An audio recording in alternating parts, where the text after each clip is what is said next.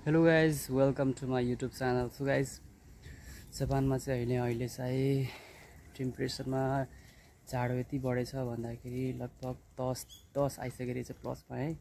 हाम्रो नेपालमा चाहिँ होइन बिहान बिहान जाडो महिना चिसो महिनामा हुन्छ नि एकदमै जाडो, एकदमै लास्टमा जाडो महिनामा त्यस्तो जाडो यहाँ होइन अहिले नि भइसकेको रहेछ है। पछि चाहिँ के हुन्छ होइन, यहाँ चाहिँ जापानको चिसो टेम्परेचर बढ्ने गरेको -4-5 मा जान्छ है। मैले यस्तो सुनेको थिएँ, फर्स्ट टाइम हो मेरो यो यहाँको। अब जाडो झेल्ने, गर्मी त मैले झेलिसक्यो, गर्मी त गर्मी पनि हुन्छ, जाडोमा जाडो पनि धेरै हुन्छ नि मैले सुनेको। अब एक्चुअली कुरा मलाई थाहा भएन। अब यो पालि एकदमै चिसो बढिसक्यो। सो है म चाहिँ अहिले चिबामा भन्दा चिबामा चाहिँ हिउँहरू पर्दैन होइन, धेरै चाहिँ होइन, अलिअलि मतलब भुइँमा चाहिँ त्यस्तो बरफहरू जम्दैन। टोकियोतिर हुँदो रहेछ, अरू ठाउँ हुँदो रहेछ, चिबातिर त्यस्तो चाहिँ हुँदैन जस्तो मैले सुनेको।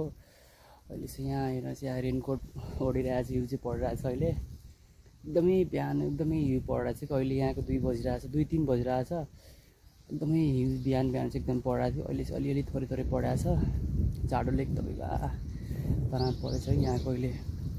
गाइस अहिले जमानमा त जाडो अहिले होइन यस्तो गरी बढ्या जस्तो हुन्छ नि, बोकाको टेम्परेचर यस्तै बढ्या चिनिने गरे होइन। जाडो बढेछ खतरनाक जाडो लाग्छ हो आजभोलि त। अहिले नि यस्तो जाडो छ, पछि के हुन्छ मलाई अचम्म लाग्छ, के हुन्छ। पछि मैले दाइकोबाट सुने के अरे टेम्परेचर त -1, 2, 3, 5 सम्म जान्छ यस्तो गरी मैले सुनेको थिएँ। कस्तो हावा हेर्नु, फेरि हावा कस्तो चल्छ, फेरि हिउँ पनि पर्छ होइन, जाडो पनि त्यस्तै अनि हावा पनि त्यस्तै चल्छ।